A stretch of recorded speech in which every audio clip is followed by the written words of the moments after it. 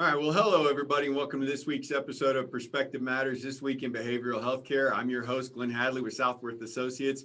I want to thank you for joining us today. We're really glad that you're here. On this show, I kind of like to tell people why we're here. So on this show, we address topics in behavioral healthcare that range from clinical, operation, marketing, business development, and even a little bit of public policy. And our goal is to be a resource for our field and a platform to bring mentors to those out there on the front lines that are actually doing the work. I do want to take a moment and I want to thank our sponsors, Southworth Associates and Dreamscape Marketing.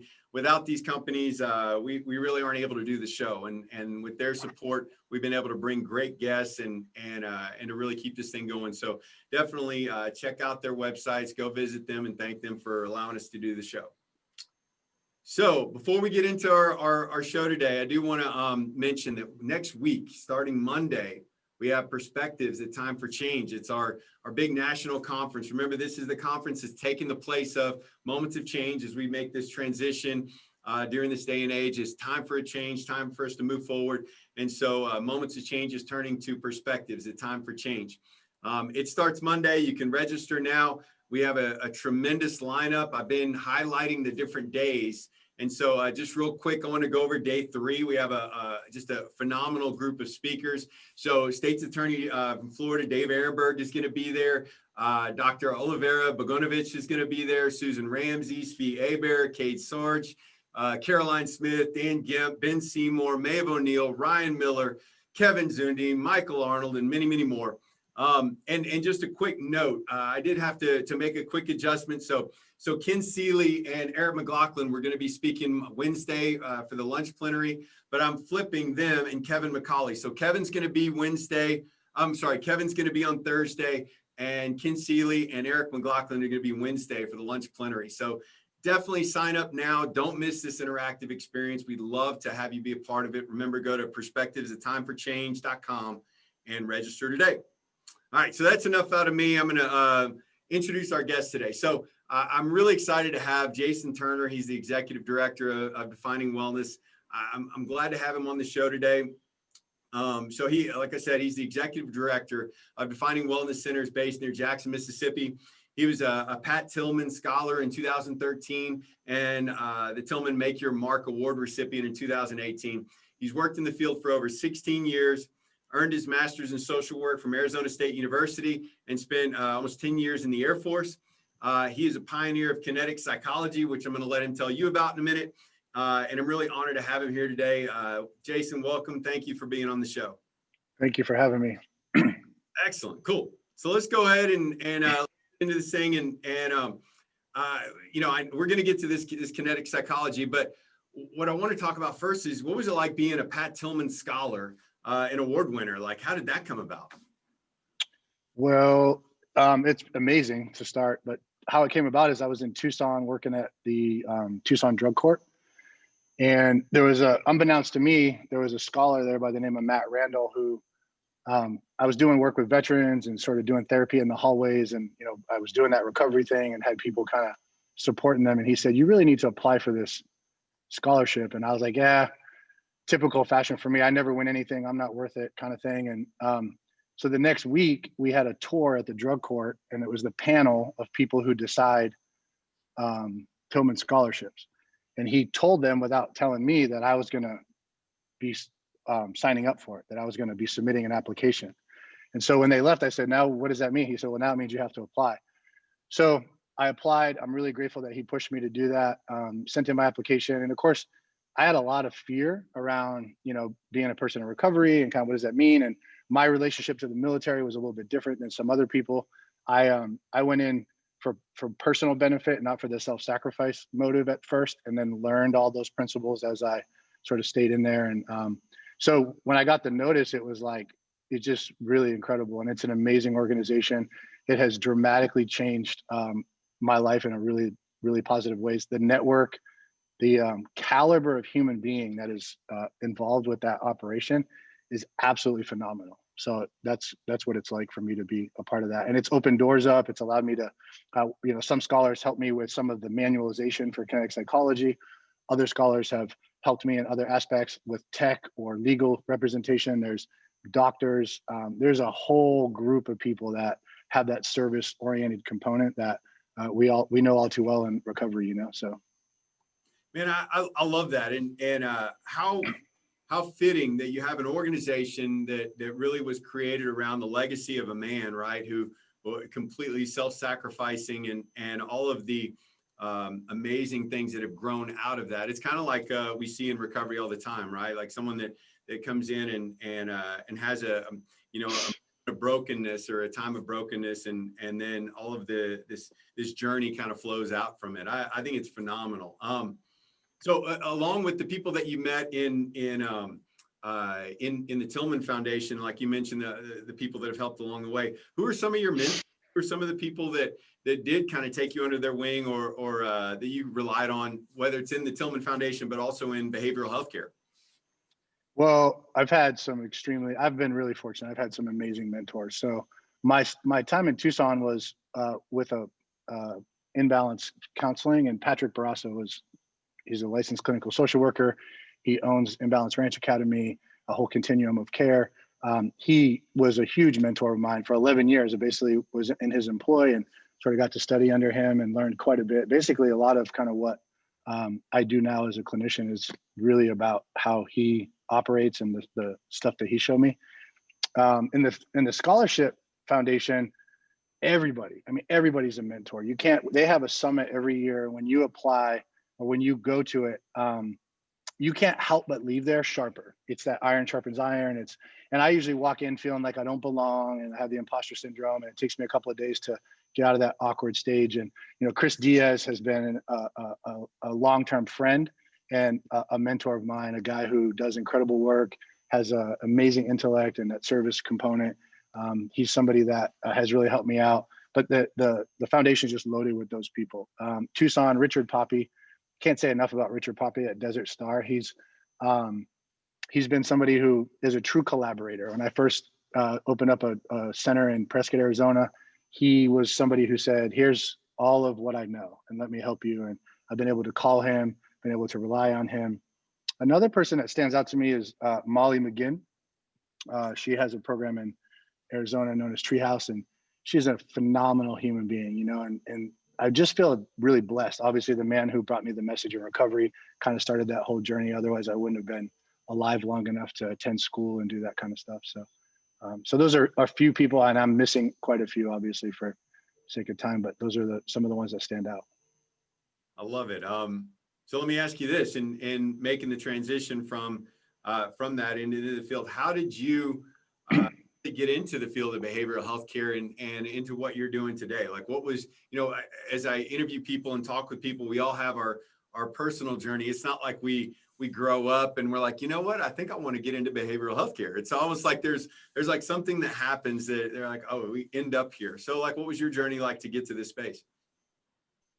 Well, I think it was alcoholism, right? Like, I don't remember going to school, my guidance counselor in school, and saying, "Hey, how do I get on that track where like I build up a really good life for myself and I become someone in the military that people respect and admire? And then how do I toss that in the toilet and then start over?" And I didn't know that I was going to end up here like a lot of people. I didn't know that I had this capacity. I didn't know that it was, and it's taken me a long time to step into the idea to say that I'm talented and that I have a gift. And I don't say that with like some egotistical sense. I just mean like it's a gift of mine. I lead with my heart. I never was in an area where I felt comfortable to do that until I stepped into recovery and learned what it was truly like to hug somebody or like be connected or have that intimacy. And so once all that took place for me, my first sponsor said, what happens is I've heard people in sobriety say, hey, they go to their sponsor and they thank them for the help and the support, right? And the sponsor says, and you say, how do I pay you back? And the sponsor goes, well, just pay it forward. So I went to my sponsor thinking he was going to tell me that.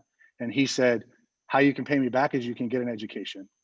And I was like, wait, you're not supposed to say that. Like, I'm not supposed to, I don't want to go to school, So I went to school to honor him. And I ended up with a bachelor's in social work and realized pretty quickly that that was only going to take me so far. And Patrick Barrasso encouraged education, and I went and got a master's in social work, and it opened up a whole new world for me as far as like what it means to be a clinical worker and what it means to be a true professional, and the difference between recovery oriented support and clinical therapy and clinical work. So that's kind of how I ended up, and it just sort of found me, really. So Yeah, absolutely. That's one of the themes that I see a lot from people that are very successful in our field that are doing good work or out there on the front lines innovating, is that they have a really solid mixture, like you do, a mixture of experience and education that they Yeah, go, I would agree. Yeah. right? So in that, talk to me a little bit about kinetic psychology and kind of what you're getting into with that, because I'm fascinated by that as as a veteran myself and a former professional athlete. Like it, for so many times that I did understand I'm processing information differently based on what I'm doing physically. So talk a little bit about that and what you're getting into. Well, thank you for your service. And I think if we could talk a little bit about the beginning of how I came upon it, is that okay if I sort of So, step into that? I think it's important. I moved to an area I was in Tucson. That's where my sobriety started. And I was long-term sobriety in Tucson, moved to Northern Arizona. And if you had asked me a few years ago, I would blame the area. I would say it's all Prescott, it's fall, it's all this, it's all that. The reality is that I was not open to the change that I decided to make when I went up there, and I remained closed off. So I was fighting the loneliness. I was isolated, and I wasn't feeling good. Go figure, right? Like I was lacking connection, and I had I had to readjust, and I went and tried CrossFit against my better judgment. I was the guy who made fun of it and all the YouTube videos of people doing wonky stuff. And like a lot of things in my life that I've caught myself, I was talking about something before I actually had an experience about it. Right. And so I sat in the parking lot. I was on the phone with a sponsor from Colorado, and I had to do the 10 step just to walk in the door. Now, at this point in my life, I'm 275 pounds. I'm a power lifter. I can pick up really heavy stuff and put them down. That's my claim to fame, right? Big deal. What I knew was going to happen is I was going to have to run, and I knew it was going to expose my weaknesses. I knew it was going to hit at the core of what I lacked in my mind. So I didn't want to do it, and I was afraid. And so thankfully I was working a program and I had that access to a sponsor. I go into the gym and I had this experience where everything I thought was going to happen happened. I was annihilated. I was destroyed. I'm on a 400-meter run. It was like number 2 of 4. And the critic is loud. The critic is like, you know what the critic does. It's just doing everything that it does. And a guy who was probably 20 years older than me or 15 years older than me, it was probably 15. He was definitely older, finished before me. And he's done, right? He doesn't have to stick around. He walks up, runs up to me shoulder to shoulder and says, "I got you." And like that experience right there, I mean, even today, it's like the connection that I would have at this point, I can show emotion, but back then it was like, I can't tell this guy that he just reached a part of my soul that like I've been desperately needing for however long. And I'm literally dying of self, you know what I mean? So he carries me through the workout. He finishes with me. He becomes a friend, and I don't come back for 3 weeks, right? Because I'm like, I can't do that again. Like that was way too powerful and it was way too scary. And I'm sitting at home and I'm fighting myself, and I go back, and the same guy's there, and the same welcome, and the same. There was no judgment. There was no, hey, why didn't you come back? Hey, we missed you. Reminded me a lot of 12-step recovery. Reminded me a lot of the military, right? Where there's this like camaraderie, and so instantly I cued in on connection. I was like, this is what my clients need. This is what people in recovery need. So I set out to basically set up a CrossFit class for people in recovery that anyone who was a stakeholder and wanted to support that movement could do it. As I traversed that process and found some space and exhausted all my resources and like started down this path, I got a hold of some science, and I got a hold of a book, and I got a hold of another book, and then I got a hold of some people who knew some stuff way more than I did. And as I began to see what was happening in the response of the clients, I realized, wait a minute, there's a lot more going on here than human connection. It's a main staple of the whole process, but there's executive function, there's problem solving. And when you peel back the layers, you start to learn, everyone says, oh, exercise, endorphins, feel good chemicals. Like there's that process, but there's a real connection to neuroplasticity and rewiring the brain that traces back to our evolution, is how we came into this current state, right? Of this version of our human species, right? So the idea that like we grew on the move, we changed on the move, the brain got bigger, the wiring process is affected, brain-derived nootropic factor gets produced, oxytocin gets like all of this stuff is happening, and I didn't know that when I started. What I knew was you supporting me through something really challenging, obviously is going to connect me to you, and it's going to help me to feel good. And then from there, it became about putting it down into different sequences. So the structure of the classes, learning sort of what works. When you look at the prescription, right, our workouts are called the daily dose. So like when you look at the prescription is you have to consider the frequency, the mode, right, the delivery, like what's it going to be? Is it aerobic? Is it weightlifting? Is it a combination of both? All of the stuff that we do is team oriented. There isn't a single workout ever or group therapy process where one person does work by themselves. The entire component is about working together for survival, right? And that's really what we're doing. Especially if we're in early stage recovery, we're in treatment for our first time, or maybe it's our fourth or fifth time, we're in that first 30 days. The message really is that you have strength, you have resiliency, you have power, you've lived a lie, because that's what I was living. The lie, the critic was lying to me. The voice was loud. We're going to help you reshape that. We're going to show you. I don't have to tell you, like, right? I could grab you, Glenn, and say, you're an amazing human being. You do great interviews and you're doing all this work. No. We're going to put you in a position and empower you to demonstrate for yourself, right? That relationship with self, that the intrinsic validation that most of us completely lack when we first get here. And we're always looking for what? It's that external validation. Do I get the pat on the back? Not because we're childish and selfish, but because of the disruption in our functioning, right? And how we sort of approach life. Does that make sense? Absolutely. And quick, I do want to make this clarification too, for some of our audience members out there that may be looking at it going, well, it's just, an athlete thing or former athlete thing. Like this is, this works no matter who the person is, right? And I will tell you, Glenn, I have seen when people learn to move properly, all sorts of stuff happens with the way their body reacts, and the pain that they were experiencing seems to dissipate.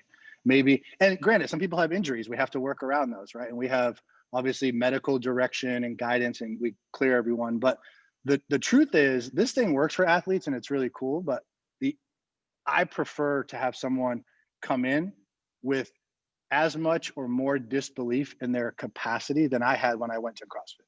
Yes. Because that's where it's at. It's the person who says, I can't. And I'm like, actually, I think you can. Let's find out, And it's I have this bad back, or I have this. And we start to learn, not in a judgmental way, but in a very relational and empowering way, in a positive way, that we tell ourselves stories that limit our potential and our capacity all the time. And you may have a story that's limited your capacity to get well because you've been buying some nonsense that your mind's been selling you. So I have cases of in the last 5 to 7 years that, like, people who couldn't stand up when they got to us, people who were in wheelchairs. We had a guy in Texas, I kid you not.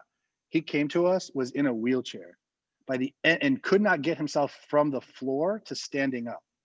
By the time he finished a 30-day treatment process with us, he was doing burpees. Honest to God.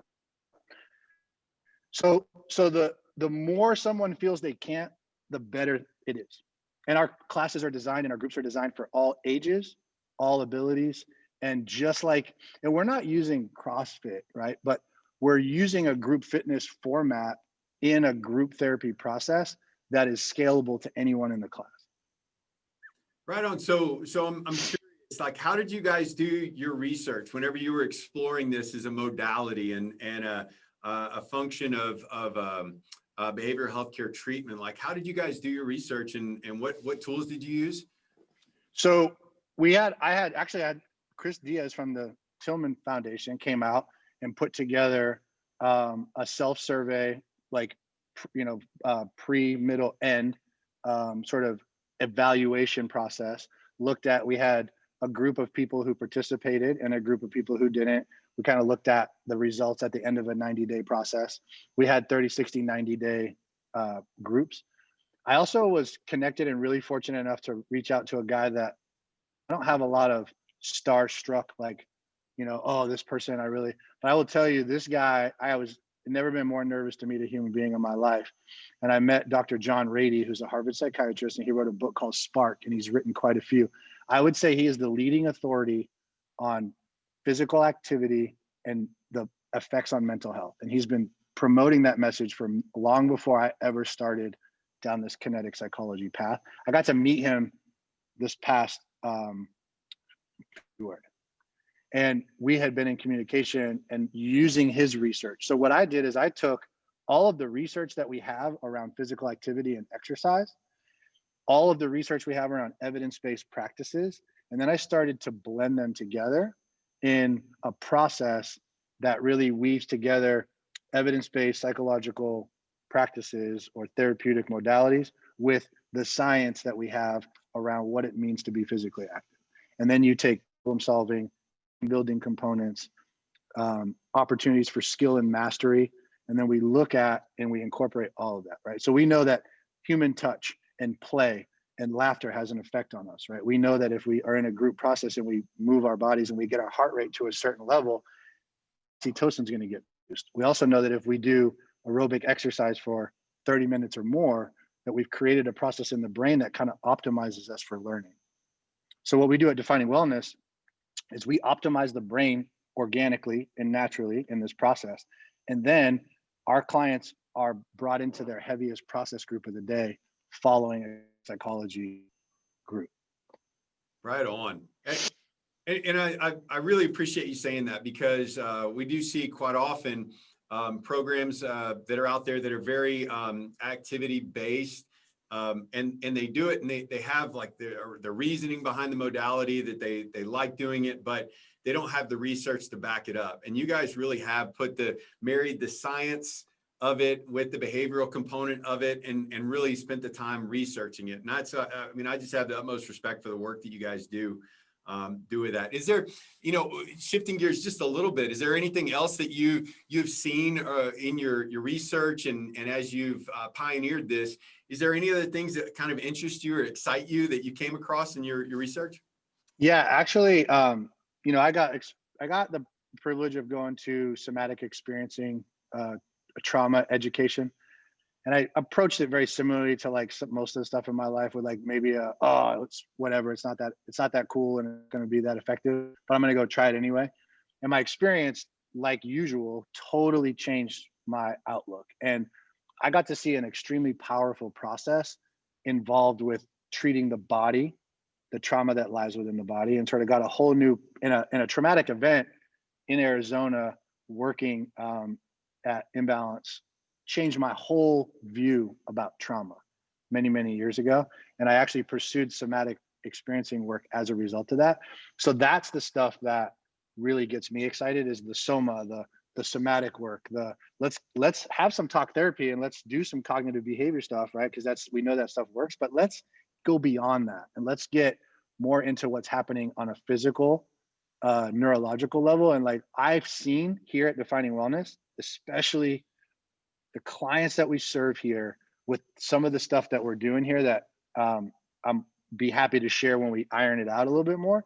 Some of the stuff that we're working on with somatic work in the body using physical activity and trauma processing, clients are having an incredible experience. And we're about to engage in research on that and kind of look at like, how do we formalize that process? So that's been, and I love, there's programs like, there's a program in California that is also really heavy into, they use a team approach, and they work with all men, Treehouse, and they are doing some incredible work right there. And I got to meet those guys at the conference in February. Amazing human beings. They're pretty far advanced, and they're doing some research. They just put out a paper. They just published a research paper. So those guys excite me, right?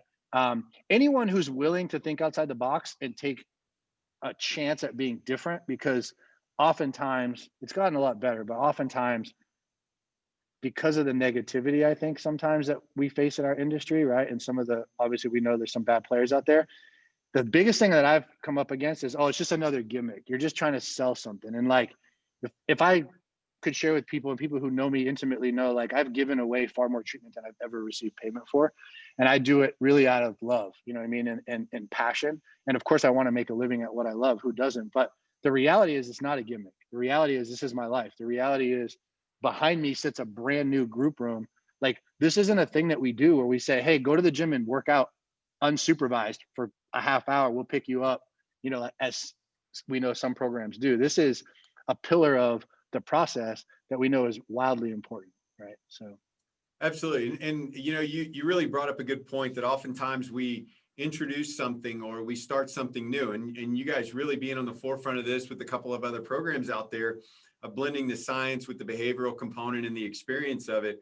When you're introducing something new, we can get a lot of that pushback, right, from others, and we have these challenges. If I could just say, like, what was one of the biggest challenges that you've had in this, and how did you work through it? I think the bigger population accepting it, and um, in the area that I was in northern Arizona at the time, there wasn't a whole lot of innovation. It was sort of like a standard sit in group, do your therapy, process the billing, get the money, and there's some people doing some good work there, but there was just a lot of that. And I'm not here to kind of get into that whole discussion because that's a rabbit hole we don't want to go down. Right. But as I brought it up, it was no, no, no, we can't do that. We can't do that. And so the biggest piece was getting people to respect it and not think of it as a workout. Like, oh yeah, you're just working out people. Thanks for the, and it was like, no, that's not what we're doing. And so it's even at this stage, I'm really good at sort of describing the process, but it's still that thing where people are like, yeah, you're just working people out. And if they come and watch a group, it's very different. When they see cognitive behavior therapy come to life in real time, or they watch a physical activity psychodrama, or they get to see it in a different perspective, that's been some of the more powerful stuff. The other thing was where I was going to do it, because in the area that I was in, the local community was sort of, we have a lot of stigma, right, in our profession, unfortunately, and with our population. So the local gyms didn't want people there. The CrossFit gym that I had got started at was hesitant. They knew me, and they knew that my recovery, because I show up and I'm not perfect, but they saw who I was as a human. And Dave Franz and Michelle Blevins, who are owners at Captain CrossFit, are a big reason why I even got this thing started, because they took a chance on a loony drunk who was like, got this idea. And I go to them and I think they're going to be all excited. I'm like, hey, I want to bring a bunch of my clients into your gym and like work them out. And, I don't have any money to pay you, but I'll clean up the gym. And they were like, so you want to bring a bunch of people who are suffering from substance use into our gym for free? And I was like, yeah, exactly. I said, I'll get money at some point, but right now I don't have any. And they took a chance on me, and I'm so thankful they did, because they were instrumental in changing the course of the work that I do in the behavioral health side of things. Yeah, and look, if you're out there and you're watching this, you're going to see this theme over and over again. That sometimes, just like you did, we have to show up and ask, right? We've got to show up and say, hey, look, let's put ourselves out there, give us a shot, let's try this thing out, and not just say, oh, well, just because it hasn't been done, we can't do it. Like, no, we do have to ask sometimes to get that deal. Let me Real quick though, on that excitement thing, I want to add one of the things that we're doing here at Defining Wellness that has me super fired up, besides this kinetic process, is we have incorporated biotechnology here in a way that I don't think, I'd be hard pressed to find another treatment center doing it the way that we're doing it. And that literally could be an entire another discussion, like another show. But I just wanted to put that out there, that like, and it's not just a plug for Defining Wellness. It is something that fires me up. It's why I left San Antonio and came here for the opportunity to do Kinetic and see this biotechnology in action, put them together in a really effective process.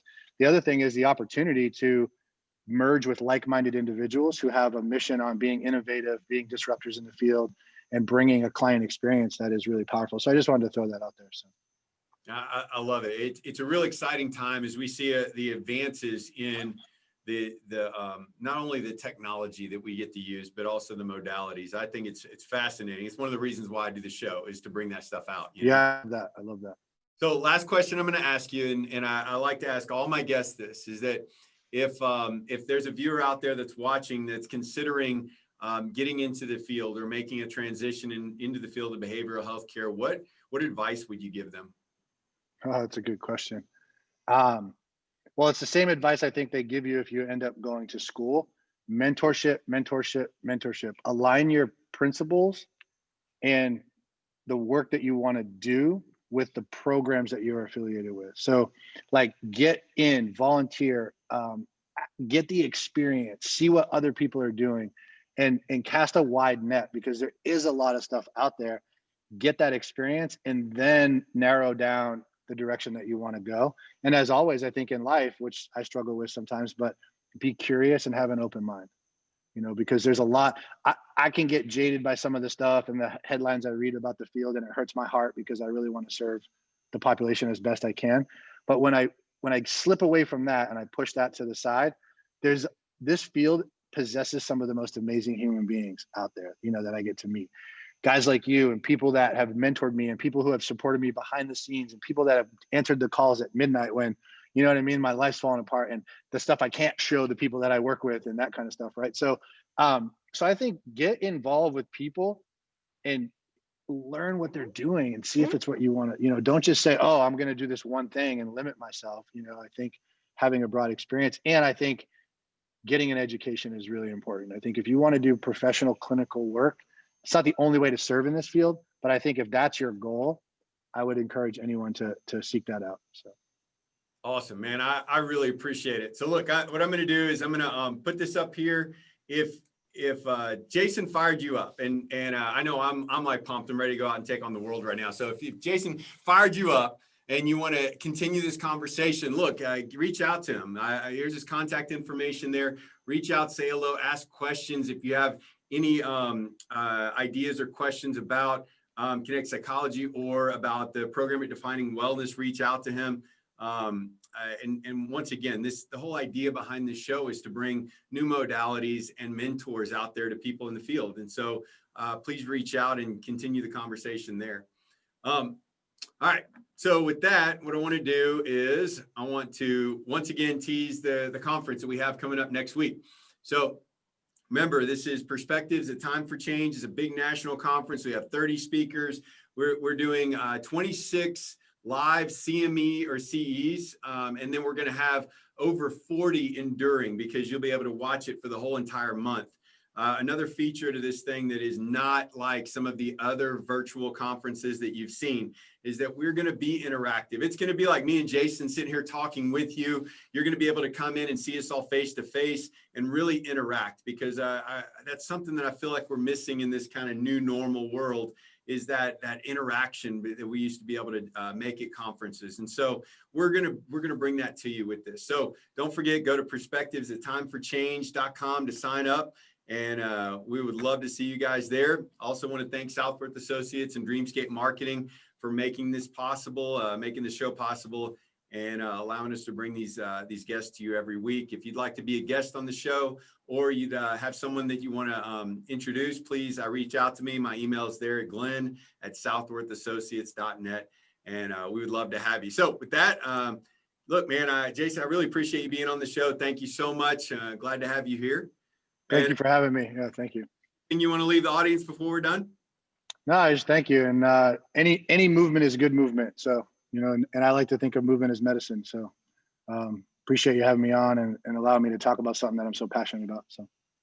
Absolutely. Cool. I look forward to the next time. And for all you guys out there, hope to see y'all at the conference next week. But remember, until next week's show, that it's just a matter of perspective. Thank you, guys.